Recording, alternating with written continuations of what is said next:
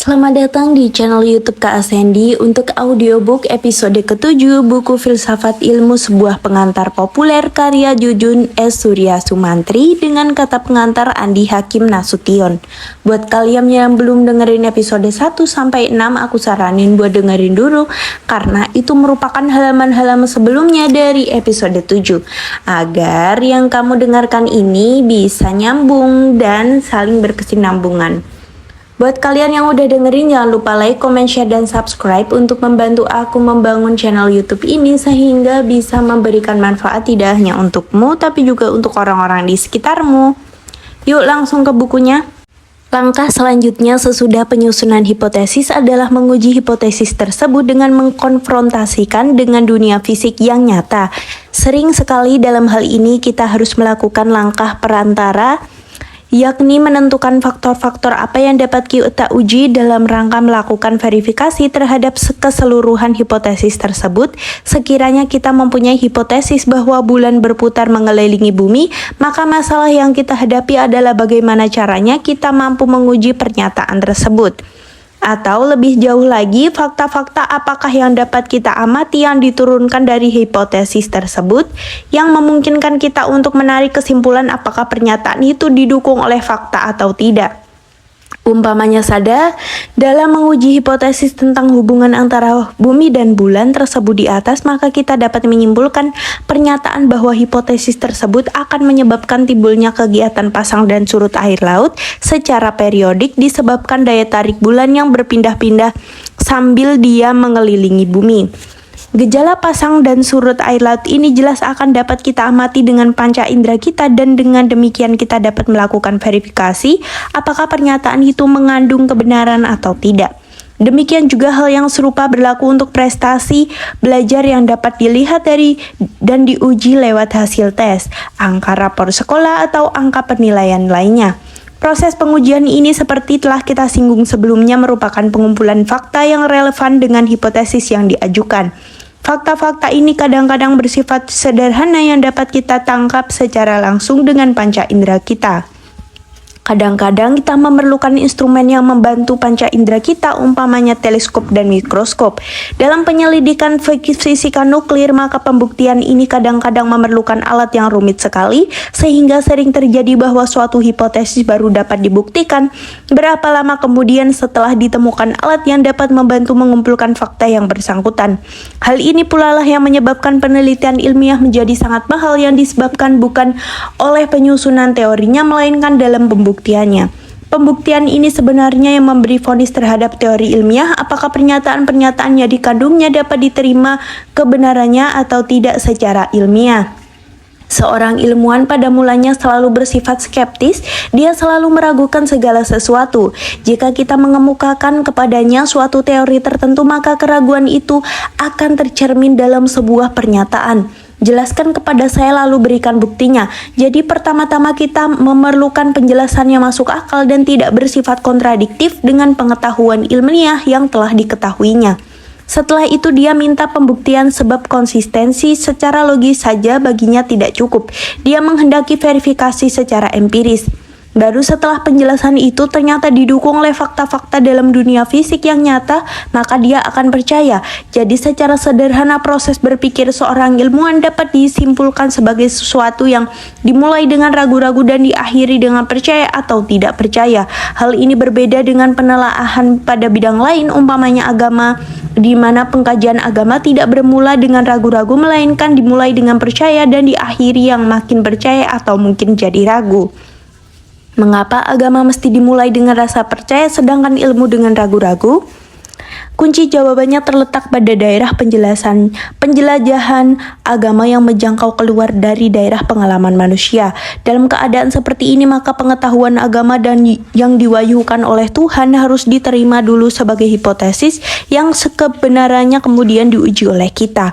Proses pengujian ini tidak sama dengan pengujian ilmiah yang berdasarkan kepada tangkapan panca indera, sebab pengujian ilmiah yang berdasarkan kepada tangkapan panca indera, sebab pengujian kebenaran agama harus dilakukan oleh seluruh aspek kemanusiaan kita seperti penalaran, perasaan, intuisi, imajinasi, di samping pengalaman.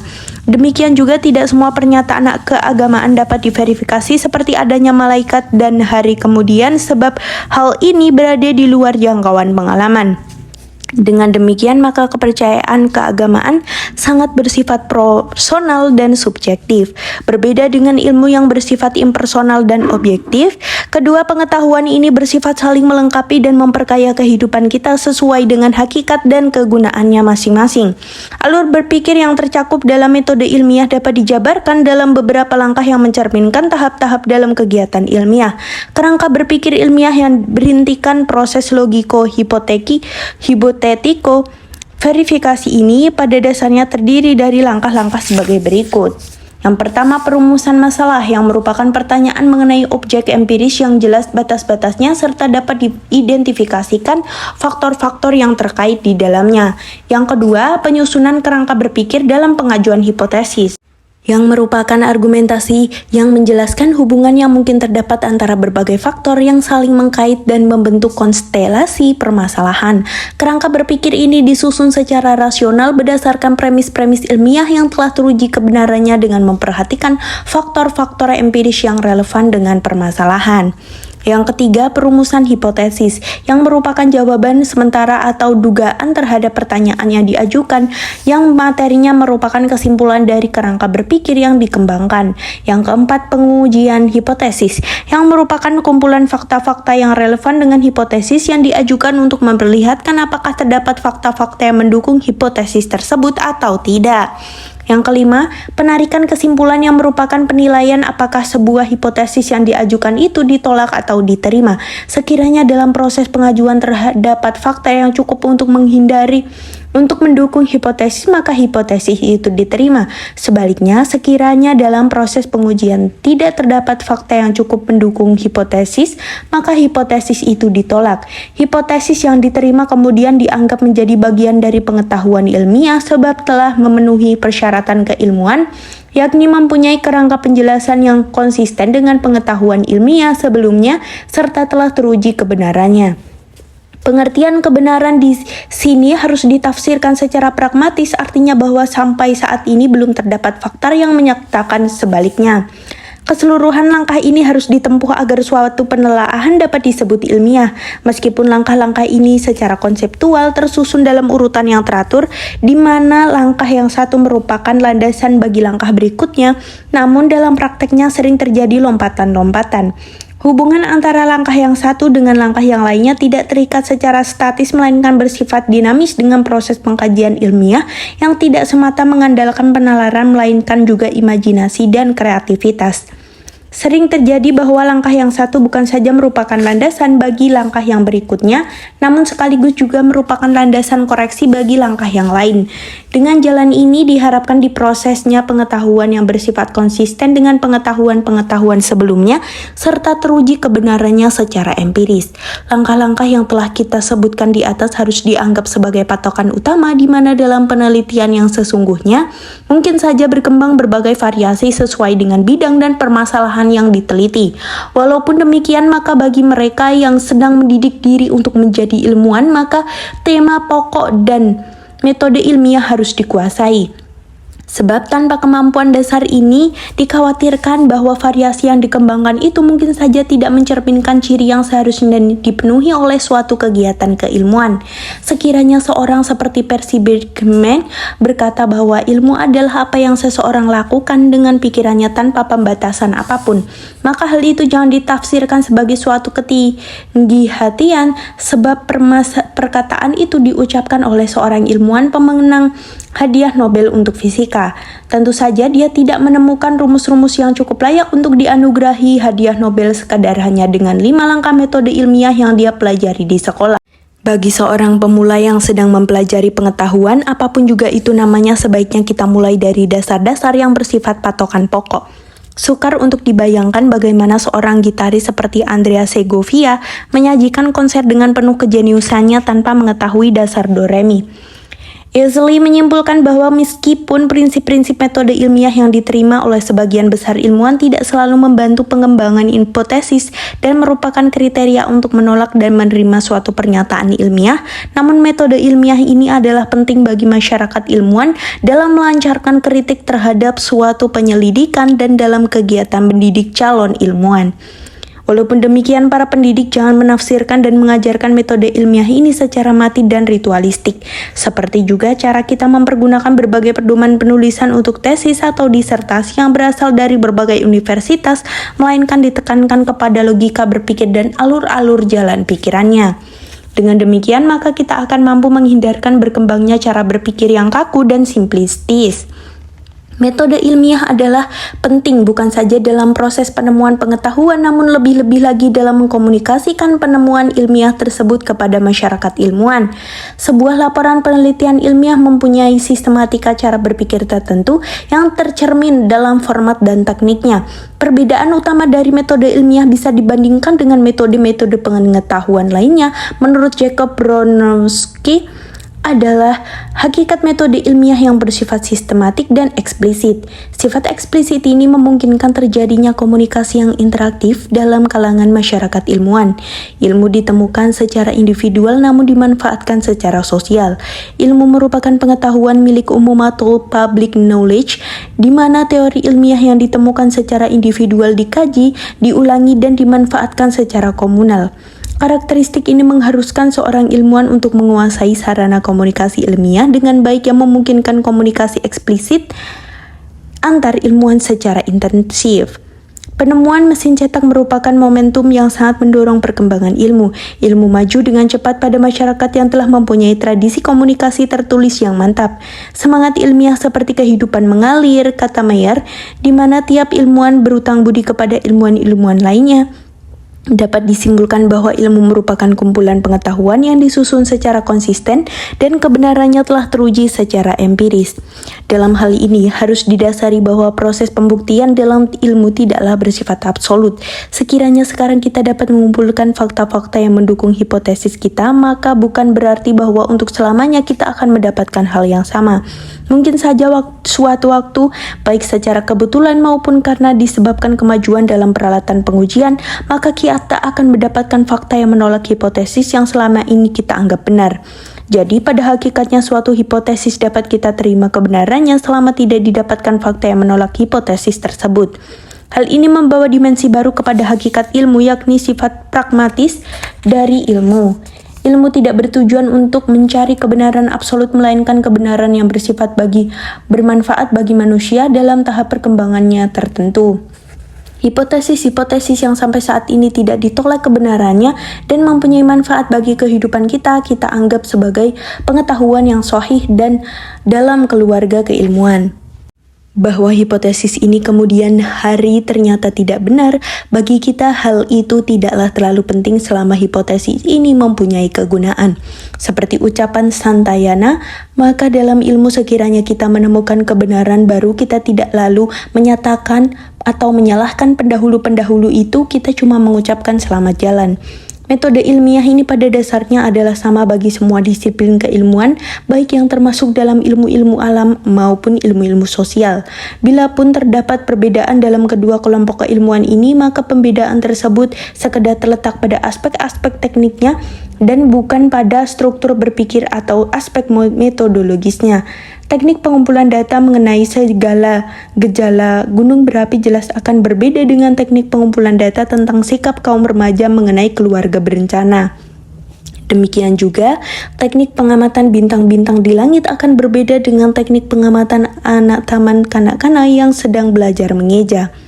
Metode ilmiah tidak dapat diterapkan kepada pengetahuan yang tidak termasuk dalam kelompok ilmu. Matematika dan bahasa tidak mempergunakan metode ilmiah dalam menyusun pengetahuannya, sebab matematika bukanlah ilmu melainkan pengetahuan yang merupakan sarana berpikir ilmiah.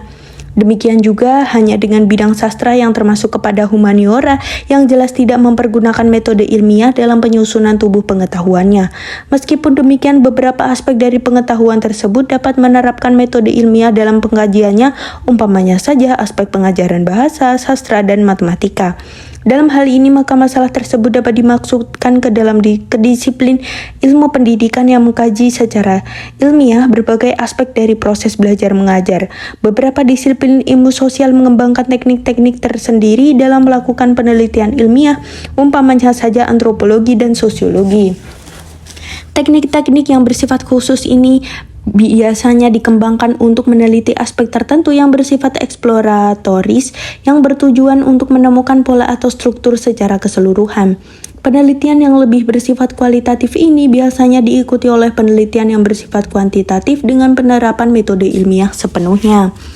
Penelitian merupakan pencerminan secara konkret kegiatan ilmu dalam memproses pengetahuannya. Metodologi penelitian ilmiah dan hakikat dalam memproses pengetahuannya. Metodologi penelitian ilmiah dan hakikatnya merupakan operasionalisasi dari metode keilmuan. Atau dengan perkataan lain, struktur berpikir yang melatar belakangi langkah-langkah dalam penelitian ilmiah adalah metode keilmuan.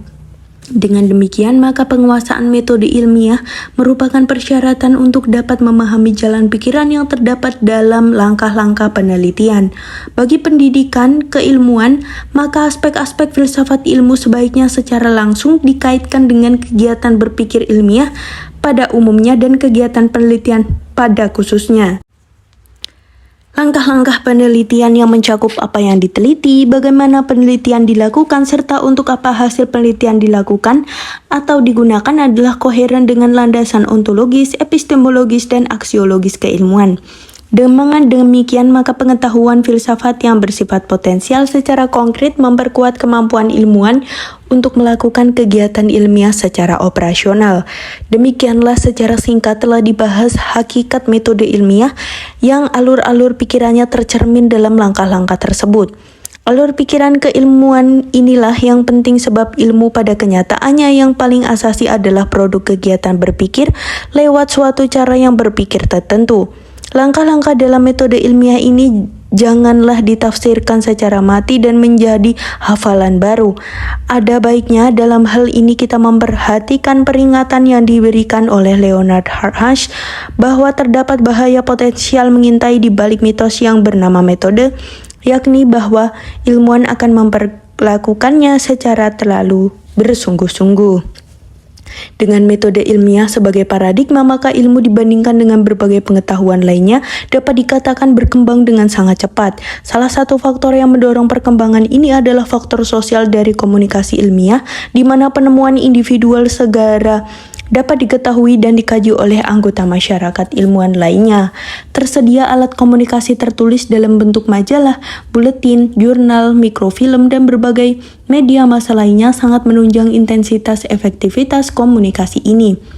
Suatu pertemuan harus di negara yang baru segera dapat diketahui oleh ilmuwan di negara-negara lainnya. Penemuan ini segera dapat diteliti kebenarannya oleh kalangan ilmiah di mana saja sebab prosedur untuk menilai kesohihan pernyataan yang dikandung pengetahuan tersebut sama-sama telah diketahui oleh seluruh masyarakat ilmuwan.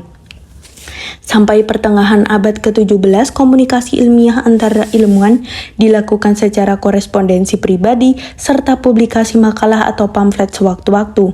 Baru pada tahun 1654 The Royal Society didirikan di London yang disusun oleh Akademi Française yang didirikan di Paris pada tahun 1663.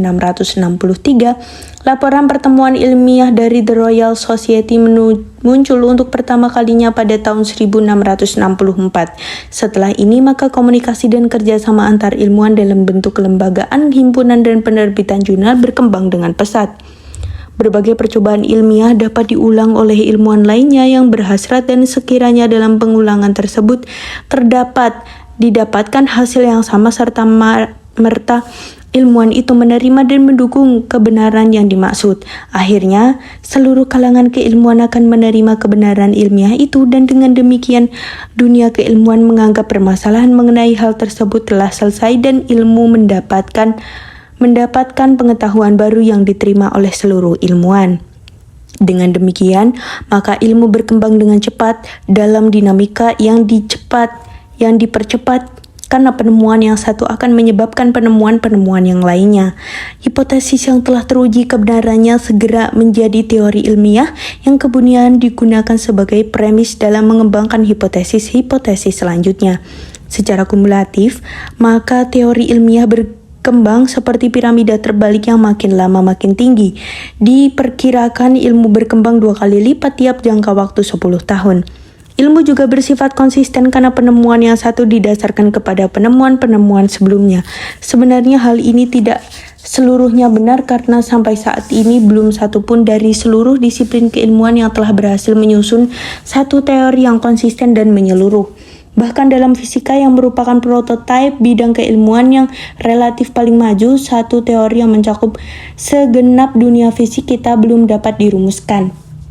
Usaha untuk mempersatukan seluruh konsep-konsep fisika dalam sebuah teori yang koheren sampai sekarang belum berhasil dilaksanakan. Ilmu tidak selalu sependapat, simpul Gilbert Haig. Bahkan dalam beberapa persoalan yang penting tidak terdapat pertemuan, apalagi bersifat koheren. Langkah-langkah penelitian yang mencakup apa yang diteliti, bagaimana penelitian dilakukan, serta untuk apa hasil penelitian dilakukan atau digunakan adalah koheren dengan landasan ontologis, epistemologis, dan aksiologis keilmuan. Dengan demikian, maka pengetahuan filsafat yang bersifat potensial secara konkret memperkuat kemampuan ilmuwan untuk melakukan kegiatan ilmiah secara operasional. Demikianlah secara singkat telah dibahas hakikat metode ilmiah yang alur-alur pikirannya tercermin dalam langkah-langkah tersebut. Alur pikiran keilmuan inilah yang penting sebab ilmu pada kenyataannya yang paling asasi adalah produk kegiatan berpikir lewat suatu cara yang berpikir tertentu. Langkah-langkah dalam metode ilmiah ini janganlah ditafsirkan secara mati dan menjadi hafalan baru. Ada baiknya dalam hal ini kita memperhatikan peringatan yang diberikan oleh Leonard Harthaus bahwa terdapat bahaya potensial mengintai di balik mitos yang bernama metode, yakni bahwa ilmuwan akan memperlakukannya secara terlalu bersungguh-sungguh. Dengan metode ilmiah sebagai paradigma, maka ilmu dibandingkan dengan berbagai pengetahuan lainnya dapat dikatakan berkembang dengan sangat cepat. Salah satu faktor yang mendorong perkembangan ini adalah faktor sosial dari komunikasi ilmiah, di mana penemuan individual segera dapat diketahui dan dikaji oleh anggota masyarakat ilmuwan lainnya. Tersedia alat komunikasi tertulis dalam bentuk majalah, buletin, jurnal, mikrofilm, dan berbagai media massa lainnya sangat menunjang intensitas efektivitas komunikasi ini. Suatu pertemuan harus di negara yang baru segera dapat diketahui oleh ilmuwan di negara-negara lainnya. Penemuan ini segera dapat diteliti kebenarannya oleh kalangan ilmiah di mana saja sebab prosedur untuk menilai kesahihan pernyataan yang dikandung pengetahuan tersebut sama-sama telah diketahui oleh seluruh masyarakat ilmuwan. Sampai pertengahan abad ke-17, komunikasi ilmiah antara ilmuwan dilakukan secara korespondensi pribadi serta publikasi makalah atau pamflet sewaktu-waktu. Baru pada tahun 1654 The Royal Society didirikan di London yang disusun oleh Akademi Française yang didirikan di Paris pada tahun 1663. Laporan pertemuan ilmiah dari The Royal Society muncul untuk pertama kalinya pada tahun 1664. Setelah ini maka komunikasi dan kerjasama antar ilmuwan dalam bentuk kelembagaan, himpunan, dan penerbitan jurnal berkembang dengan pesat. Berbagai percobaan ilmiah dapat diulang oleh ilmuwan lainnya yang berhasrat dan sekiranya dalam pengulangan tersebut didapatkan hasil yang sama serta merta ilmuwan itu menerima dan mendukung kebenaran yang dimaksud. Akhirnya, seluruh kalangan keilmuan akan menerima kebenaran ilmiah itu dan dengan demikian dunia keilmuan menganggap permasalahan mengenai hal tersebut telah selesai dan ilmu mendapatkan pengetahuan baru yang diterima oleh seluruh ilmuwan. Dengan demikian, maka ilmu berkembang dengan cepat dalam dinamika yang dipercepat karena penemuan yang satu akan menyebabkan penemuan-penemuan yang lainnya. Hipotesis yang telah teruji kebenarannya segera menjadi teori ilmiah yang kemudian digunakan sebagai premis dalam mengembangkan hipotesis-hipotesis selanjutnya. Secara kumulatif, maka teori ilmiah berkembang berkembang seperti piramida terbalik yang makin lama makin tinggi. Diperkirakan ilmu berkembang 2 kali lipat tiap jangka waktu 10 tahun. Ilmu juga bersifat konsisten karena penemuan yang satu didasarkan kepada penemuan-penemuan sebelumnya.